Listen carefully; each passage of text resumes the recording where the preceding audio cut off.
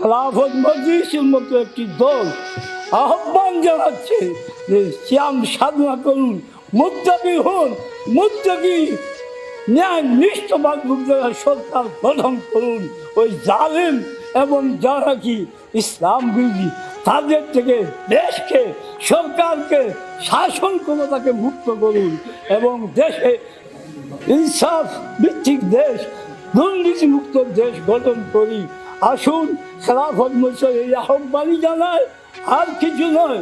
খেলাফত জানাচ্ছে যে মানুষ যদি মুত্তাকি পরেজগার হয়, ইসলামী খেলাফত প্রতিষ্ঠা হয়, ইসলামের স্বর্ণ ইতিহাস রয়েছে, কোথাও বেইনসাফি হয়নি।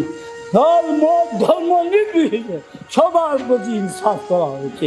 আপনারা সালাউদ্দিন আইয়ুবের ইতিহাস জানতে পারেন, আলোচনা করতে পারেন।